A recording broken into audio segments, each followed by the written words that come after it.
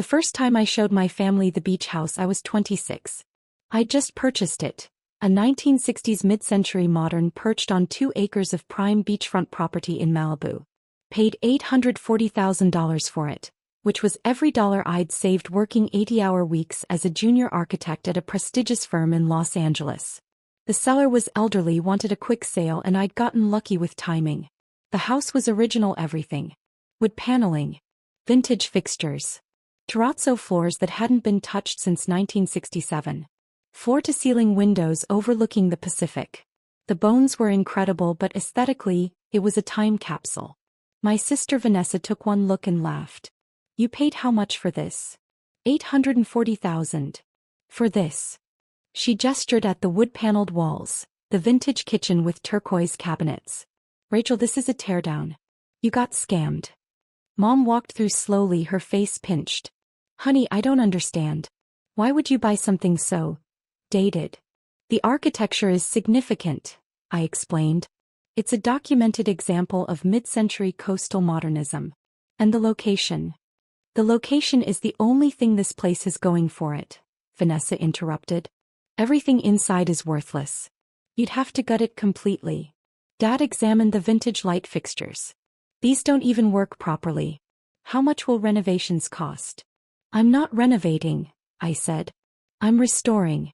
There's a difference." Vanessa snorted. "Sure, Rachel. Throw good money after bad. This is why you're still single. Terrible decision-making." They left after 20 minutes. Didn't stay for the sunset I'd been excited to show them. Didn't appreciate the original Eames chairs the seller had left behind. Didn't understand that I'd just purchased a piece of architectural history. That was 11 years ago. In that time I'd meticulously restored every inch of the property. Researched original materials. Tracked down period-appropriate fixtures. Hired specialists who understood mid-century preservation. Spent another $400,000 on the restoration alone, doing most of the project management myself while working full-time. I'd also built my career. Junior architect to senior architect to partner at one of LA's most prestigious firms. Specialized in historic preservation and sustainable design.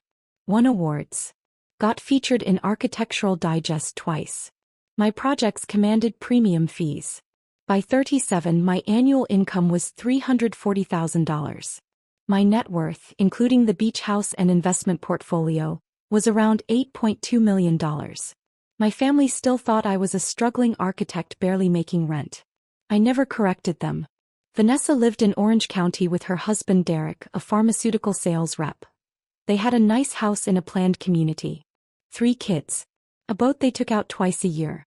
They made comfortable money, combined income around $180,000, and spent every dollar of it maintaining their lifestyle. To them, I was the quirky sister who'd made bad choices. Never married. No kids. Living in that beach shack they'd seen once over a decade ago. They assumed I was house poor and career struggling. I let them assume. The truth was more complicated. After the restoration, my beach house had been appraised at $5.8 million. The property had become a documented example of mid-century preservation. Architecture students toured it. Design magazines featured it. I'd been offered $6.2 million for it twice. Turned down both offers. It wasn't just a house. It was my masterwork. My sanctuary. My proof that beautiful things were worth preserving. I'd also gotten smart about protection. After my neighbor's property got tangled in a family dispute, I'd moved all my assets into an LLC structure. The beach house was owned by Coastal Preservation Holdings, LLC. My name appeared nowhere on public records. Property tax bills went to my business manager. Everything ran through corporate entities. My family had no idea.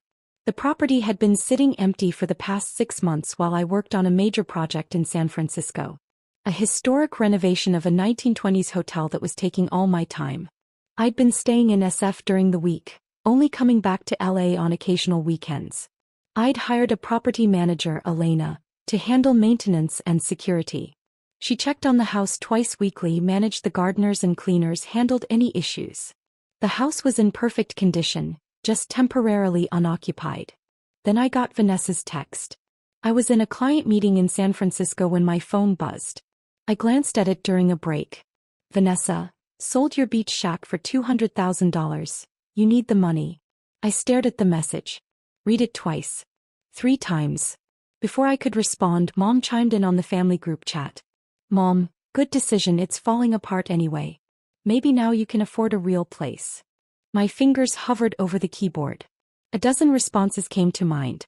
Instead I typed, okay. That was at 2:47 p.m.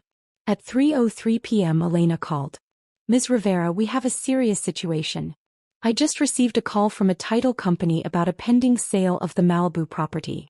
They're requesting documentation for a $200,000 transaction scheduled to close next week. My blood went cold. What transaction? Apparently someone claiming to be you has entered into a purchase agreement with a buyer. They've provided identification and are moving forward with the sale. The title company called me because they couldn't verify ownership. The LLC structure flagged in their system. Who's the seller? According to the title company, a woman named Vanessa Morrison presented herself as your representative with power of attorney. She claims you're overseas and unable to handle the transaction yourself. Vanessa Morrison. My sister's married name. Elena, I need you to do something for me immediately. Anything. Contact the title company. Inform them that any sale documentation is fraudulent. The property is not for sale and I have authorized no representatives. Then call our real estate attorney. This is attempted theft. I'm on it. Ms. Rivera, how did she even know about the property specifics? Good question. I hung up and called Vanessa. She answered on the second ring, her voice bright. Rachel, did you get my message? I know it seems fast, but Derek has a friend who's a real estate agent, and when I told him about your place, he said he had a buyer immediately. Cash offer, quick close. I figured you'd be relieved. How did you access the property? What do you mean? I still have the key you gave me years ago, remember? When you first bought it and wanted someone to check on it while you were working those crazy hours. I did remember. I'd completely forgotten about that key. Walk me through this, I said calmly. You took a buyer through my house? Well, yeah. Derek's friend brought his client last week. I met them there, showed them around. Rachel, I have to be honest. The place is worse than I remembered. Nothing's been updated. Still has all that weird old furniture and those outdated light fixtures. But the buyer loves the location and plans to tear it down and build new. He was willing to pay $200,000 for the teardown value and land. The teardown value and land, I repeated. Right. I mean, I know it's not much, but given the condition and the fact that you obviously can't afford to maintain it properly. What made you think you could sell my property? Oh, come on. I helped you. You've been struggling with this place for years. The property taxes alone must be killing you. I figured I'd spare you the embarrassment of having to list it and admit you couldn't afford it anymore. Did you sign any documents? Just the purchase agreement. Derek's friend walked me through it. We need your signature on the final paperwork by Friday. I told them you'd be grateful. I was still speaking calmly. Years of client meetings had taught me to control my voice even when everything inside was screaming. Vanessa, I need to be very clear. You don't have the authority to sell my property. Rachel, don't be stubborn. $200,000 is good money for that place. Take it and buy yourself a nice condo somewhere. Something you can actually afford to maintain. What did you tell the buyer about the property condition? The truth. That it's a 1960s fixer-upper that hasn't been touched in decades. Original everything, all outdated. Needs complete renovation or tear down. The buyer's excited about the lot value. And what did you sign as? What do you mean? On the purchase agreement. What did you sign as? Your representative. Derek's friend said it was fine as long as we had your approval, which obviously you're giving now. I'm not giving approval. Silence. What? I'm not approving this sale. In fact, I'm informing you that you've just committed several felonies. Fraud, forgery, and attempted theft. Rachel, stop being dramatic. The property is worth $5.8 million. You tried to sell it for $200,000. That's theft. She laughed. That dump is not worth $5.8 million. Are you insane? The property was appraised at $5.8 million 14 months ago. I have documentation. It's a fully restored mid-century modern with documented architectural significance. It's been featured in Architectural Digest twice. I've turned down offers of $6.2 million. The line went quiet. You're lying. I'm not. And you've just attempted to illegally sell a multi-million-dollar property for $200,000. I'm contacting law enforcement. You can't. I was helping you. You were stealing from me. There's a difference. I hung up. My phone immediately started ringing. Then Mom. Then Dad. Then Derek. I declined all the calls and contacted my attorney. By 6 p.m. that evening, everything was in motion. The title company had been notified. The purchase agreement was voided. The buyer, who genuinely thought he was getting a teardown lot, was furious when he learned the actual value. Derek's real estate agent friend was facing license suspension for facilitating what he should have recognized as a fraudulent transaction. And my attorney had filed a police report for attempted theft and fraud. My phone continued buzzing. Family group chat exploding. Voicemails piling up. I ignored all of it and focused on documenting everything for law enforcement. That night I drove back to LA. Arrived at the beach house around midnight.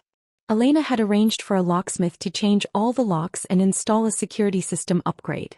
The house was exactly as I'd left it. Perfectly restored. Every detail immaculate. The vintage Noguchi lamps casting warm light across original terrazzo floors. The Eames chairs positioned to catch the ocean view. Glass walls overlooking private beach access worth millions by itself. This wasn't a shack. This was a documented masterpiece. And my sister had tried to sell it for $200,000. I slept in my own bed that night for the first time in weeks. Woke up to sunrise over the Pacific. Made coffee in my restored vintage kitchen. At 9 a.m. my attorney called. Rachel, the police want statements from everyone involved. Your sister is claiming she thought she had your permission. The buyer is threatening to sue everyone. And, this is important, your sister apparently showed the buyer a different property interior. What do you mean? The buyer described a rundown house with water damage, broken fixtures and structural issues. That's not what's in your property photos. She apparently took him through when it was dark, pointed out every flaw she could invent, and convinced him he was buying a teardown. So she committed fraud against the buyer too. Exactly. He's now an ally in the criminal case. He was defrauded as well. At 11 a.m., 2 detectives arrived at my house to take my statement. They walked through slowly, taking in every detail. The preserved architecture. The museum-quality furnishings. The clear evidence of professional restoration. Ms. Rivera, one detective said. This property is extraordinary. How did your sister think she could sell this for $200,000? She thought it was worthless, I said simply. She saw it once 11 years ago before restoration. He never came back. She assumed it was still a rundown shack. But didn't she see the interior when she brought the buyer through? According to my attorney, she brought him at dusk, used minimal lighting and apparently lied about structural damage and code violations. The buyer thought he was buying a teardown lot. She defrauded him as thoroughly as she tried to defraud me. The detectives documented everything. Took photos. Reviewed my ownership documentation and appraisals. This is one of the more clear-cut fraud cases I've seen, the second detective said. Attempted theft of a $5.8 million asset, fraudulent representation, forged authorization. She's looking at serious charges. After they left, I finally checked my family messages. 93 unread texts. Vanessa, you're overreacting, Vanessa. I was trying to help, Vanessa. You can't seriously press charges against your own sister, Vanessa. We're family. Mom, Rachel, call off the police, Mom. Vanessa made a mistake, Mom. She didn't know, Mom. You're being vindictive. Dad, this is getting out of hand. Dad, just accept the $200,000 and move on. Dad, why are you doing this to your sister? Derek, you've ruined our lives, Derek. Vanessa is being investigated by the police, Derek. All because you can't take help when it's offered. I read through all of them. Then I composed a single response to the family group chat. I'll address this once. Vanessa attempted to sell my property, worth $5.8 million, for $200,000 without my knowledge or consent. She forged authorization documents. She defrauded a buyer by misrepresenting the property condition. These are felonies. The legal process will continue. Don't contact me again about this. Mom called immediately. I declined. She called again. I declined. Text from Mom. At least tell us why you lied about the house being worthless. I responded, I never said it was worthless. You assumed. You saw it once 11 years ago before restoration. You never visited again. Never asked about it. Never showed any interest in my life or career. You assumed I was struggling because that fit your narrative. I built a career, restored a property, and achieved significant success. You just never bothered to notice. Vanessa, you let us think you were poor. Me, you wanted to think I was poor. Made you feel superior. I never confirmed or denied anything. You simply never asked. Dad, what are you, some kind of millionaire? I didn't respond to that one. Over the next week, the situation escalated. The buyer filed a civil suit against Vanessa and Derek's real estate agent friend for fraud. The real estate agent was suspended pending investigation. The title company flagged Derek's friend for multiple questionable transactions. The DA's office reviewed the case and decided to prosecute. Vanessa was charged with attempted grand theft, fraud, and forgery. Derek was investigated as a potential accomplice. His involvement in arranging the deal raised questions. My family's response was to blame me. Group chat messages I didn't respond to but couldn't help reading. Mom, you're sending your sister to prison. Dad, family doesn't do this to family. Vanessa, I have 3 kids, Rachel. How can you do this to them? Derek, we're going to lose everything because of your vindictiveness. My phone rang at odd hours. Unknown numbers. Probably relatives calling to tell me I was wrong. I blocked them all. One voicemail got through before I blocked the number. Aunt Carol, Mom's sister. Rachel, I don't know what's gotten into you. Vanessa made a mistake, sure, but prosecuting her? Making her lose everything? That's not the Rachel I know. Used to be sweet. Now you're cold and vindictive. Maybe money changed you. Maybe that fancy house made you forget where you came from. But family is supposed to matter more than property. Think about what you're doing. I saved the voicemail. Played it for my therapist the next week. What do you notice about the message? She asked. They think I'm the problem. What else? They think I changed. Became cold. But I'm just responding to theft. Do you think you've changed? I considered it. I think I stopped accepting their version of me. The struggling little sister. The one who makes bad decisions. The one who needs their help and pity. I never was that person, but they needed me to be. And now they're confronted with reality. And they're angry at me for it. The legal process continued. Vanessa hired an attorney who tried to argue she'd made an honest mistake. The evidence was overwhelming. Photos proved the property's condition. Appraisal documents proved the value. Testimony from the defrauded buyer proved the misrepresentation. Digital communications proved premeditation. 3 weeks after Vanessa's text, I got a call from the prosecutor. Ms. Rivera, Vanessa's attorney, is requesting a meeting. They want to discuss a potential resolution outside of criminal prosecution. What kind of resolution? Restitution. Apology. Admission of wrongdoing. In exchange, they're hoping you'll agree to request reduced charges. What do you recommend? Honestly, the evidence is solid. We can prosecute successfully. But if you're interested in preserving any family relationship, a negotiated resolution might achieve justice while avoiding a trial. I thought about it. Set up the meeting. The meeting took place in my attorney's conference room. Vanessa, Derek, their attorney. My attorney. The prosecutor observing. Vanessa looked terrible. Dark circles under her eyes. Hair pulled back messily. None of her usual polished appearance. Her attorney spoke first. My client deeply regrets her actions. She acknowledges that she made serious errors in judgment. She's prepared to offer a formal written apology and discuss restitution terms. Let's hear the apology, my attorney said. Vanessa's attorney nodded to her. Vanessa looked at me, eyes red. Rachel, I'm sorry. Thought I was helping. I know now that I wasn't. I was wrong to access your property, wrong to engage with a buyer, wrong to sign any documents. I violated your trust and your property rights. I'm sorry for the damage this has caused. It sounded rehearsed. Probably was. But she'd said the words. And the restitution? My attorney asked. My client is prepared to pay $50,000 over 5 years as symbolic restitution for. No, I said. Everyone looked at me. The actual damages exceed $50,000. Legal fees alone are over $30,000. The property was temporarily encumbered by a fraudulent claim, which delayed a legitimate rental opportunity worth $15,000 monthly. The emotional distress, the violation of privacy, the attempted theft of a $5.8 million asset. $50,000 over 5 years is insulting. Vanessa's attorney shifted. Ms. Rivera, my client doesn't have significant liquid assets.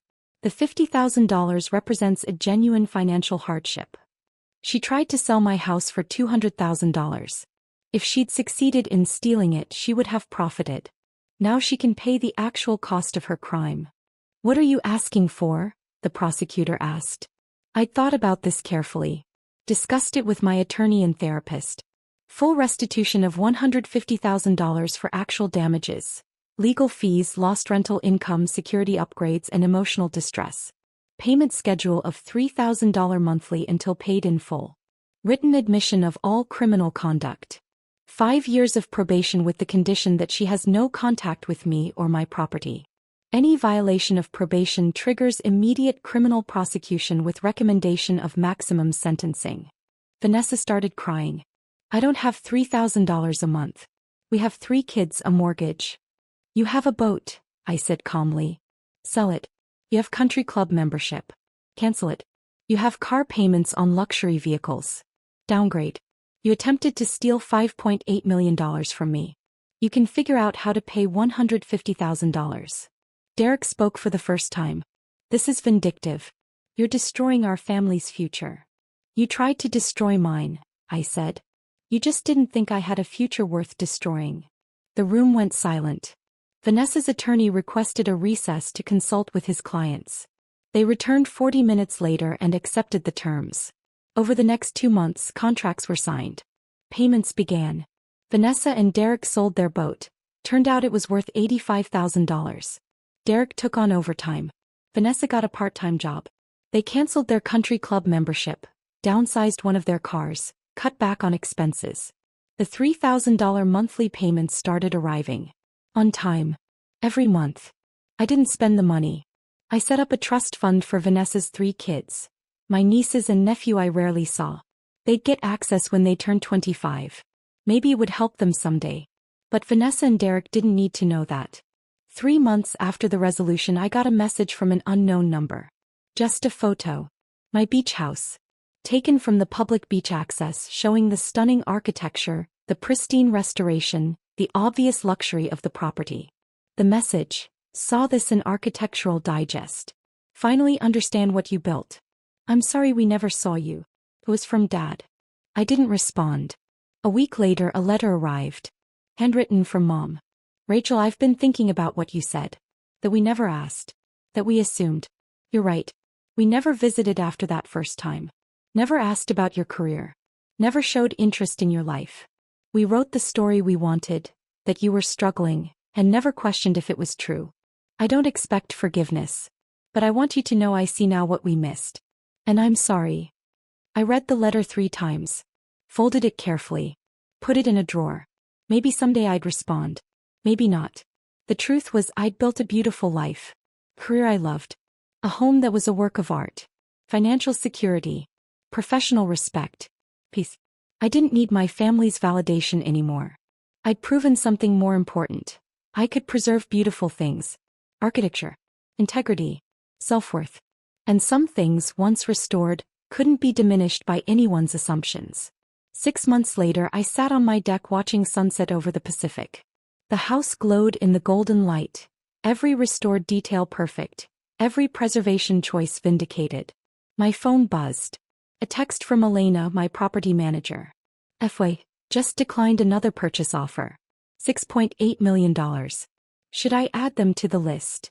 I smiled and typed back, add them to the list. This house isn't for sale. Not for $6.8 million.